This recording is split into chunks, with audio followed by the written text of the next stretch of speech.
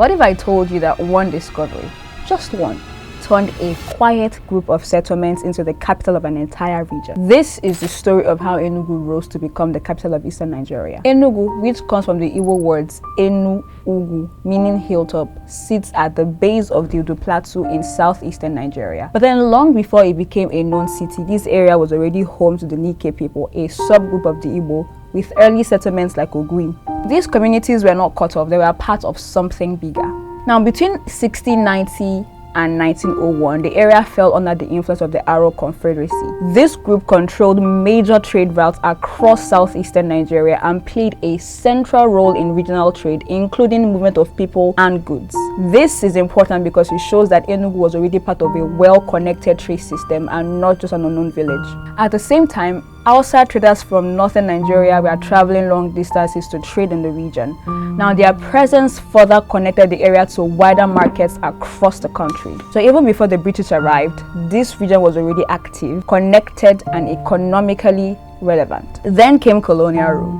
In 1900, the British established control over the area as part of the Protectorate of Southern Nigeria.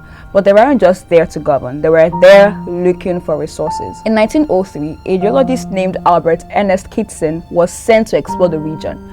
A few years later, in 1909, he found coal in commercial quantities in Enugu in the Udu area.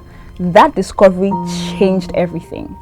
At the time, coal was a major source of energy. It powered trains, ships, and industries. So once coal was found, Enugu quickly became valuable to the British economy.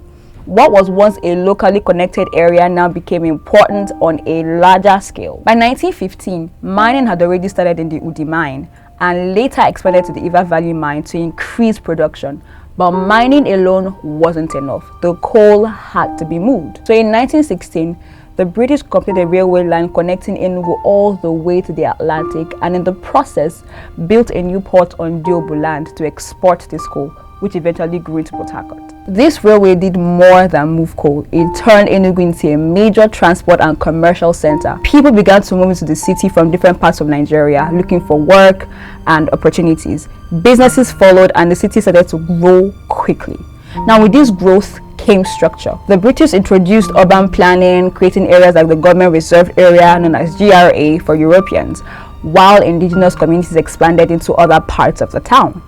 By 1917, Enugu had officially been given township status, marking its transition into a recognized urban center. At this point, Enugu had something many places did not. It had resources, it had infrastructure, and a growing population.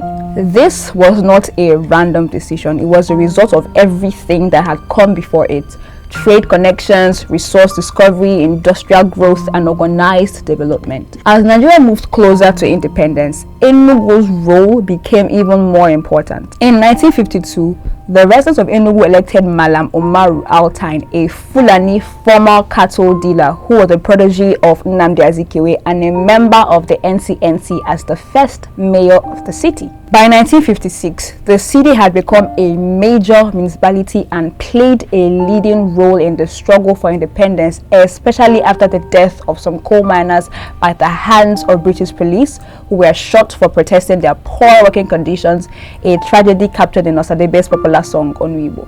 Now, after Nigeria gained independence in 1960, Enugu remained a major political center. Then, on May 30th, 1967, during a time of national crisis, it was declared the capital of Biafra by Chukwemeka Odumegwu.